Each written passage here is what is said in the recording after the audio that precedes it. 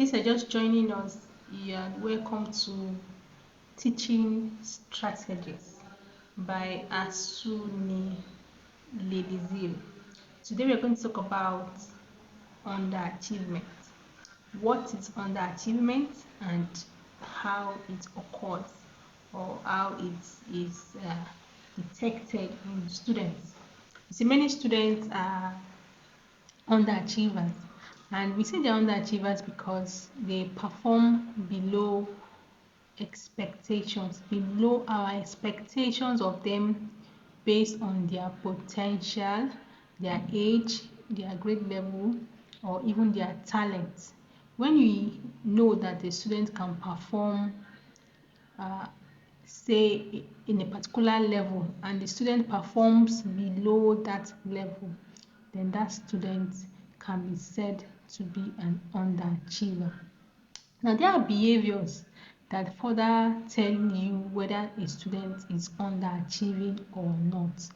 So if that student also has those behaviors, and then it performs just the way an underachiever would, then that student is an underachiever. It's called the dog test. Actually, the dog test states that if a student performs like an underachiever, behaves like an underachiever, and does work that is below his or her potential, age or talent, or even grade level, then that student is an underachiever. Underachievement is seen as a um, character flaw at times. At times, it's just a situation where a student is unable to perform uh, in line with his potential, age, grade level, or talent. Either way, it is very, it has a very negative influence on students, because it can make them miss opportunities. A student that can normally do work that is on a high level, and now suddenly begins to do work that is on a lower level, might not be able to do things that he used to do. In fact, we may not regard that student the way we used to regard him. So they may have missed opportunities, they may miss so many opportunities, and they may not be as fulfilled as they used to be. They may not be as excited about school like they used to be.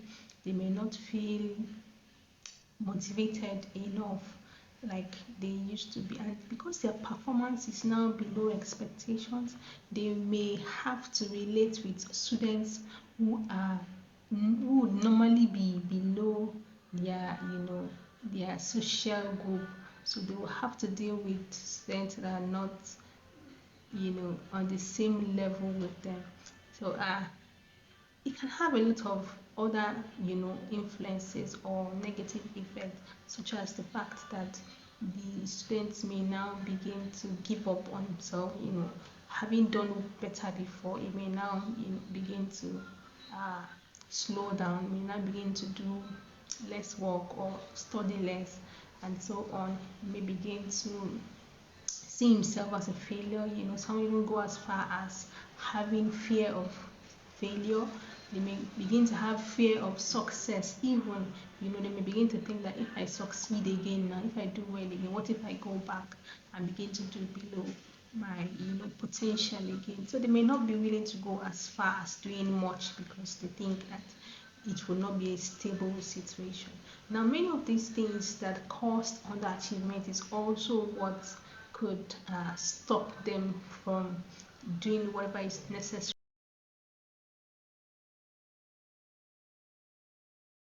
Common signs are lack of motivation. Sometimes leave their homework undone. Their school notes will be uncompleted. They may begin to relate with friends who are below them in achievement or in grade levels.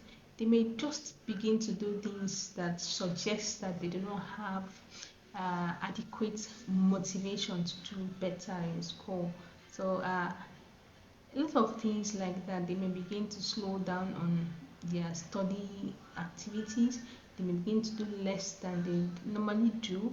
They may begin to give up or look down on themselves. They may have poor self-esteem. So many of these things contribute to how a student seems. The underachieving student sees himself as less than he used to be. So he begins to have self-doubt. He begins to, and he shows all of that by his behaviors.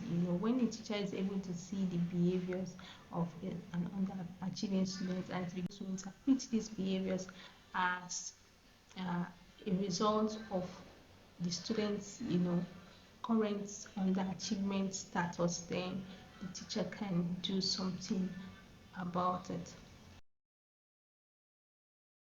There are many external factors that can contribute to underachievement. When a student does not have adequate resources, say textbook, say learning materials, say study materials, it can contribute to making them underachieve. When they don't have these materials, it means that they will not do as much work as they ordinarily should do or ordinarily can do. So they will get lesser grades, they will have lower achievements, and it can affect how they achieve, it can affect how they perform, and it can affect their performance in school generally, and it can even show in their behavior because they'll begin to uh, express their uh, sadness or unhappiness, or they begin to express themselves by showing behaviors that suggest that they may be slipping into underachievement.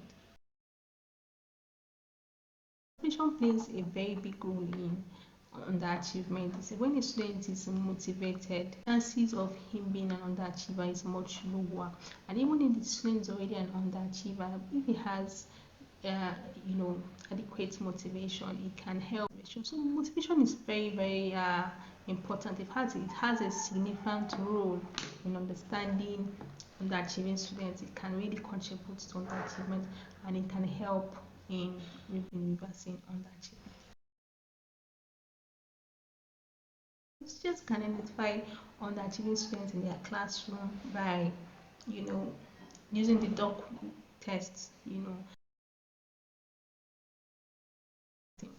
Underachievement can really affect a student's self-esteem. It can really make the student feel less than he really is. It can affect his confidence in himself. It can affect his self-worth. It can affect self-esteem generally. It can make the student do, things in ways that are not his typical way of doing things, and this can really affect his self-esteem.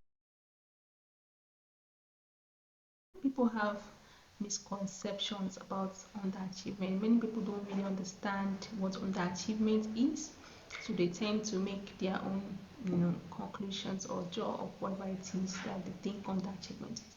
The first thing is that the fact that a student is underachieving doesn't mean that the student is not intelligent.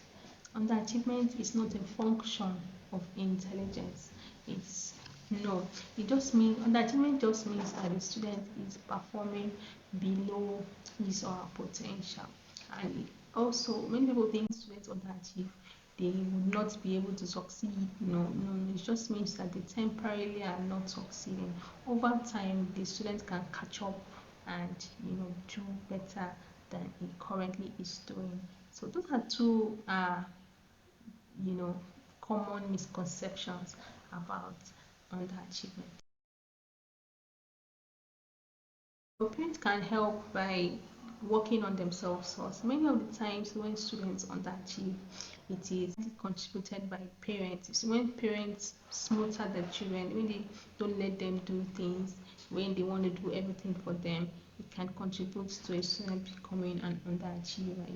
When things begin to get hard, the student may be looking to the parents to do it instead of doing it himself. Of course, he is so used to the parent doing it for him or her. So many of the times, parents contribute to a student's underachievement, but parents can address this by working on that child so that he has resilience and internal locus of control. So when a child is resilient, when a child goes through setbacks, when he has challenges, he's able to, bounce back, and he can begin to work on himself until he gets back to a better place. When students begin to perform below their potential, and that student has a resilience that he can bounce back and make some efforts that can help him get back to where he used to be. So parents can work on their children's resilience and also what is called internal locus of control. It's many students have external locus of control, because their parents are in charge, their teachers are in charge, the environment, everything is seeming as if it's against them.